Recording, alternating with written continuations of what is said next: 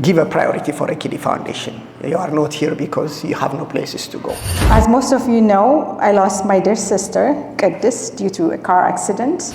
That sometimes, or most of the time, exasperates the injury that people experience during a road traffic accident.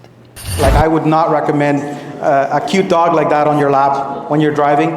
Kiddy Foundation was born with the purpose of to minimize car accidents. አሁን ምንድነው የሚባለው ኢትዮጵያ ውስጥ ሲኖ ጭራቅ ነው የሚባለው። God bless you. I don't have any words. So we're going to start soon with great things. That's why we have to support Kiddy Foundation. That's why we are here. ይህን ህግ እናጸድቀዋለን። ነገር ግን እንዲጸድቅ አሳማኝ የሆነ ባካፕ መሄድ እንፈልጋለን። ብርሃን ቲቪ በጣም እናመሰግናለን ከልብ በእውነት።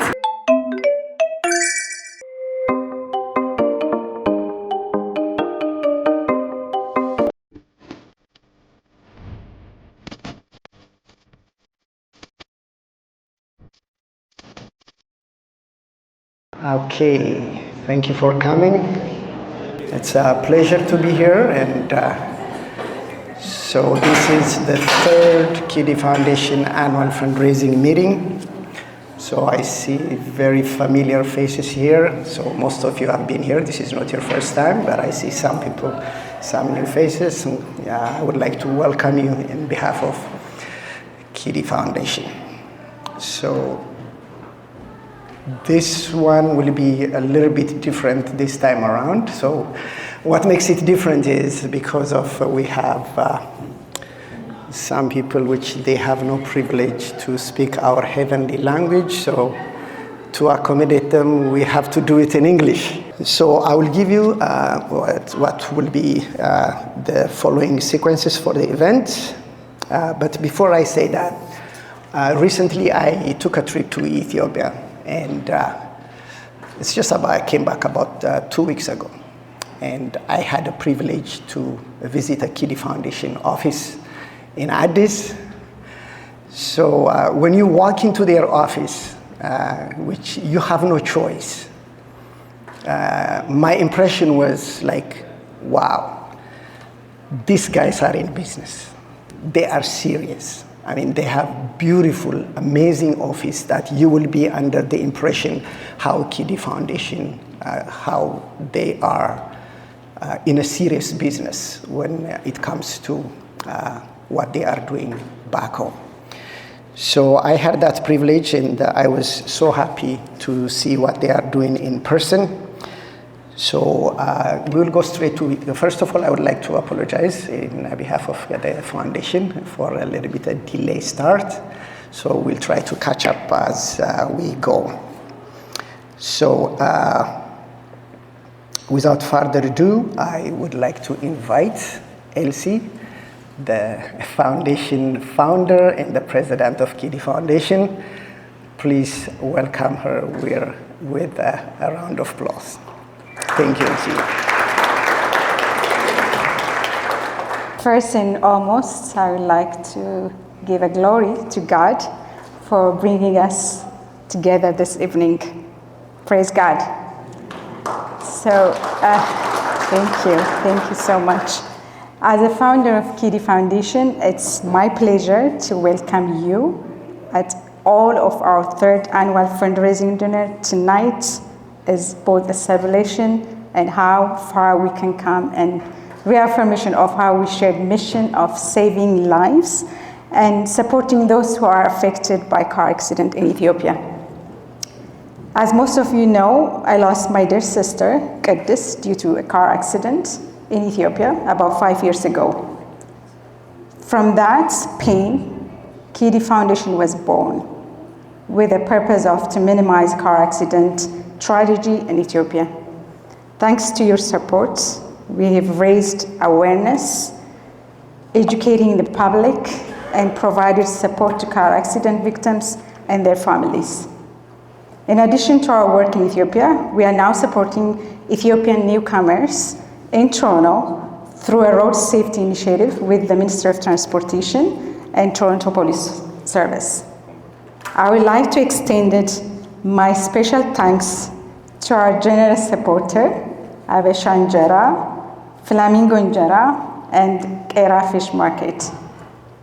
We also honored to have a guest speaker, Lisa Thompson from the Ministry of Transportation.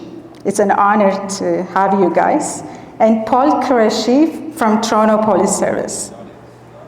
I would like to thank all standing with us in this journey together. We are making a lasting impact and saving lives. Thank you all for coming, honestly. God bless you. I don't have any words. So we're gonna start soon with great thanks. Obviously, you know, when Kiddy Foundation was established, we had three major objectives or goals. The first one was around prevention of road traffic accident, because it is preventable, and that was one of the focus that we had. The second one was, we knew that when people are impacted by road traffic accident, from the time that the accident happens to the time they are transported to care, to the hospital, and in the hospital, there are so many challenges. There are some systemic challenges, but there are also other challenges that take place that sometimes, or most of the time, exasperates the injury that people experience during a road traffic accident. And then the third objective was, okay, we try to prevent and maybe we reduce the number of road traffic accidents in Ethiopia. Great. Maybe as people are impacted by road traffic accidents, we support them for better care so that they don't sustain more injuries, or if they have sustained severe injuries, that does not lead to death. But when I was in Ethiopia, I didn't hear that much ambulance, that much a siren. And I didn't see the ambulance with the flashing light. And then I said, does that mean we have less accident, less crime in Addis than Toronto? No, that's not true. I think we have less help there. We have more accident, we have more people who are in need of that, the first aid training, what the Kiddy Foundation is accomplishing. Like as we heard, training, you said 200 people? 200 people. So that was a great accomplishment. So again, please give a round of applause to yourself, you know, being a part of this amazing, amazing work, what Kiddy Foundation is doing. Honestly, it is a privilege to me. It's a privilege to be a part of that. Yes, right after dinner, we have two guest speakers, like as we introduced Lisa and Officer Paul, and then we will hear from them. But without further ado, we will go to dinner.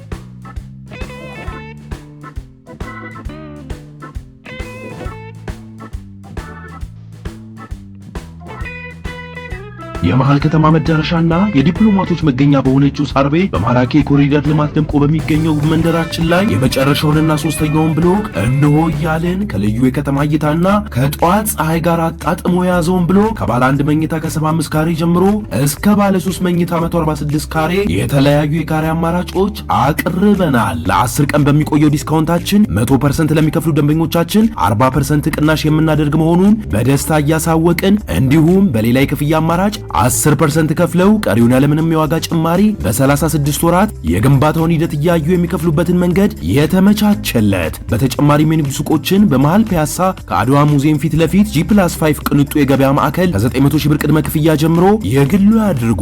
ለበለጠ መረጃና ለሳይት ጉብኝት ከታች ባለው ስልክ ይደውሉ።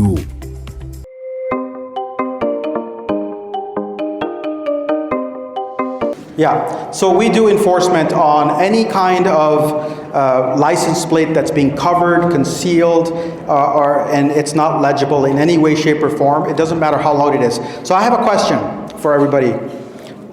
what portion of the license can you cover in your car? Like, can you cover the Ontario on the top? Can you cover that? You can't. You can't cover anything. Other than clear plastic, even the light blue ones and the light pink ones, even though they're legible, you actually technically cannot cover them at all. And we do enforcement. We lay hundreds, if not thousands of tickets. Unfortunately, with automated speed enforcement, with 407 tolls, people are always trying to take the chance and get away with that. So we do enforcement, but again, we don't have enough officers to do enforcement on all the cars out there, but we do as much as we can. Thank you. ይህን ህግ እናጸድቀዋለን። ነገር ግን እንዲጸድቅ አሳማኝ የሆነ ባካፕ መሄድ እንፈልጋለን። እሱን ለማድረግ ፒቲሽን እየሰበሰብን ነው። ድጋፍ ያለው መሆኑ በጣም ይገርማቸዋል። እዚህ ቶሮንቶና አካባቢው ላይ ወይም ኦንታሪዮ ላይ በጣም በርካታ ሺኛ እንግዲህ ወደ 100,000 ሁላ ያስጠጋ ነው በኢትዮጵያውያን ቁጥር። እዚህ ኢትዮጵያ ማህበር እንኳን ያለን የዋትስአፕ ግሩፕ 1280 ምናምን ሰው ፒቲሽን እንዲፈረም ጠይቀን እስካሁን ያለነው 270 ምናምን ላይ ነው። ፒቲሽኑ ምንድነው? መስከረም ወር የኢትዮጵያ ሄሪቴጅ መንዝ እንዲሆን እንደግፋለን የሚል ፒቲሽን፣ ሌላ ነገር የለም። ስማችሁን ትሞላላችሁ አለው ሊንክ። ስለዚህ ከመውጣታችሁ በፊት አንድ ቦታ እዛ አካባቢ ቆማለሁ ወይም በየጠረጴዛችሁ እመጣለሁ። QR ኮድ አለ እዚህ እኔ ጠረጴዛ ላይ ኢንስፔክተር ፖል እና ሊሳ አሁን ፒቲሽናቸውን አስገብተዋል። ብታጨፈጭፉላችሁ ሌሎቻችሁም ከመውጣታችሁ በፊት አትሊስት እዚህ አዳራሽ አለ ነው ፒቲሽናችንን እንድናስገባ ለመጠየቅ ነው። QR ኮዱ እኔ ጋር አለ። በስልካችሁ ስካን አድርጋችሁ እየሞላችሁ 1 ደቂቃ ሞላ በ30 ሰከንድ እየሞላችሁ እንድትሄዱ ነው። መስከረም የኢትዮጵያ ሄሪቴጅ መንዝ ሰኞ ሂሪንግ ይደረጋል። ኮሚኒኬት እናደርጋችኋለን። ሰፖርታችሁን እንፈልጋለን። በጣም አመሰግናለሁ። ኢትዮጵያ ውስጥ ስላለ ነገር እያሰብኩኝ ነበር። እነዚህ ሁሉ ዳታዎች የሉም ኢትዮጵያ ውስጥ። አሁን ኦፊሰር ቅድም ሲጠይቀን forgive me Paul, forgive me when I'm speaking for a few minutes in Amharic. እና ቁጥር ሲጠይቀን እንኳን ሁላችንም መገመት ችለናል። ስንት ሰው የሞተ ይመስላችኋል በዚህ ዓመት በመኪና አደጋ ሲል 17 20 ምናምን። let me ask you the same question. አዲስ አበባ ከተማ ውስጥ በመኪና አደጋ ስንት ሰው የሞተ ይመስላችኋል? በቀን መገመት እንኳን አይቻልም አይደል? ይሄ ዳታው እንኳን የለንም። እና that's why Kiddy Foundation they have this holistic approach. ምክንያቱም አንዳንዱ አክሲደንት ለምን እንደሆነ ምናምን እንኳን ኢንቨስቲጌት አድርጎ ያንን ፕሪቬንት የሚያደርግ አካል እንኳን የለም። ሲኖትራክ ሲባል ምንድነው በአእምሯችሁ የሚመጣው? ጭራቅ አይደል? አሁን ምንድነው የሚባለው ኢትዮጵያ ውስጥ? ሲኖ ጭራቅ ነው የሚባለው። አሁን ሲኖ ትራክ ሁሉ አይባልም። ምክንያቱም በጣም የብዙ ሰው ሞት ምክንያት የሆነ ትራክ ነው። I ask myself ኢትዮጵያ ውስጥ እያለሁኝ አንዳንድ ሰዎችን ጠየቅኩኝ፣ ሲኖ ትራክ ስታይ የምትፈራው ትራኩን ነው ሾፌሩን ነው? You see we are divided. Some are saying ትራኩን, some are saying driver. ትራኩን ነው የምትፈሩት ነው ሾፌሩን ነው? ሾፌሩን የምትሉ እስኪ እጃችሁን አንሱ። ሾፌሩን ነው የምንፈራው የምትሉ? ኦኬ። አይ አይደለም ትራኩን ነው የምንፈራው የምትሉ? ትራኩን አነዳዱን አይደል ሾፌር። ትራኩን ላላችሁ ሰዎች ግን መመለስ የለባችሁም። ያለኝ ጥያቄ ምን እንደሆነ ልንገራችሁ።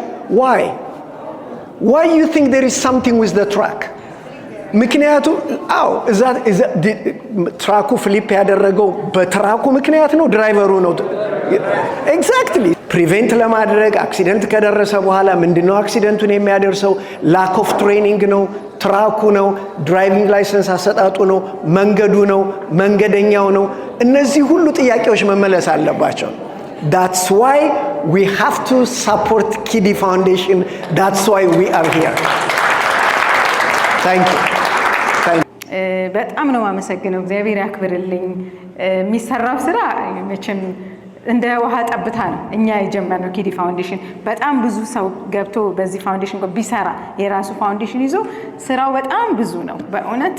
እና ብዙዎች ቢመጡ አይ ቲንክ የብዙ ሰው ህይወት ይድናል ብዬ ነው የማስበው። እና እግዚአብሔር ይረዳናል። እግዚአብሔርም ሀገራችንን ይመለከታል።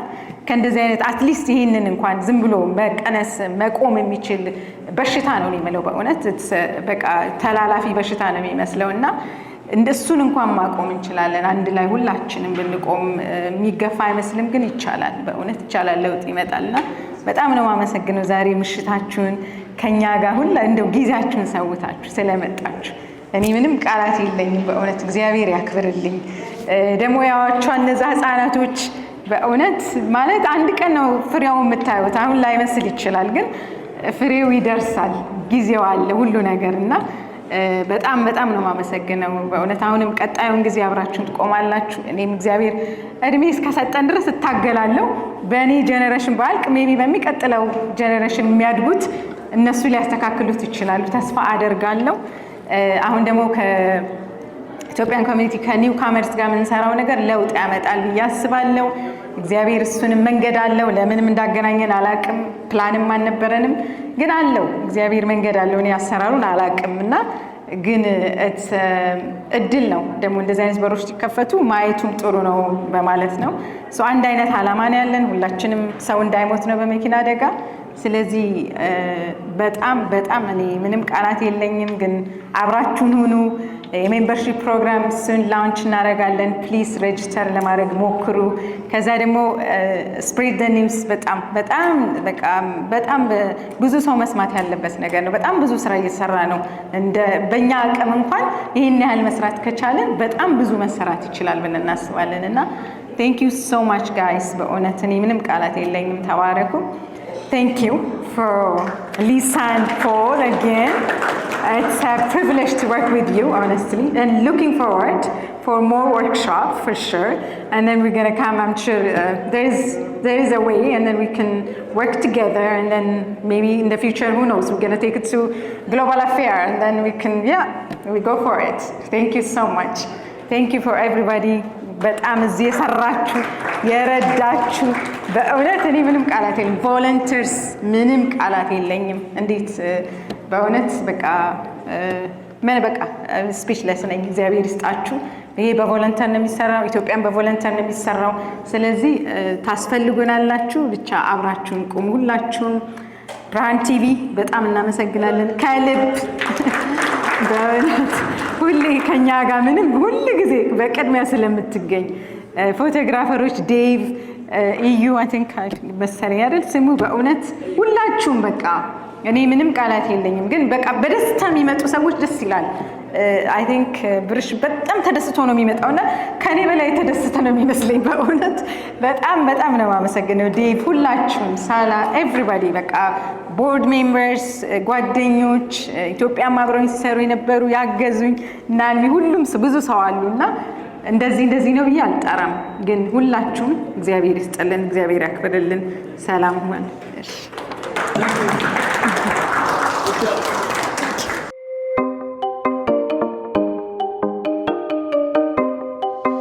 ጤና ይስጥልኝ ተመልካቾቻችን፣ እንደምን ሰንብታችኋል? የብርሃን ቴሌቪዥን እንግዲህ ከ2025 ከጃንዋሪ ጀምሮ የሜምበርሺፕ እየሰበሰብን እንገኛለን። ብዙዎቻችሁ እየተሳተፋችሁ ነው። እንግዲህ እንድትሳተፉ ደጋግሜ ጠይቃለሁ። ብርሃን ቴሌቪዥን ለ14 ዓመት በላይ እናንተን ሲያገለግል ያለ ሚዲያ ነው። እንግዲህ በተለይ በአሁኑ ሰዓት አንዳንድ ሰዎች ትንሽ እንዳዘነጉ ብዬ ለማስታወስ ያህል ነው እንጂ ብዙዎቻችሁ እየደወላችሁ እየሰጣችሁ ነው። በስልክ ቁጥር፣ በኢሜይል፣ በኢትራንስፈር አድርጋችሁ እንድትረዱን እንጠይቃለን። ብርሃን ቴሌቪዥን ከዚህ ከቶሮንቶ ካናዳ። በሁለተኛ ደረጃ ብርሃን ቴሌቪዥን ካናዳ የሚል ደግሞ አዲስ ቻናል አለ። እሱንም ሰብስክራይብ አድርጉ። ምክንያቱም የቤተ ክርስቲያንና የአንዳንድ ጉዳዮችን እዛ ላይ ስለማደርግ እዛ ላይም ገብታችሁ ሁላችሁም ሰብስክራይብ፣ ላይክ፣ ሼር እንድታደርጉ አሁንም በድጋሚ ጠይቃለሁ። የእናንተው ብርሃን ቴሌቪዥን ብርሃኑ ነኝ ከብርሃን ቴሌቪዥን።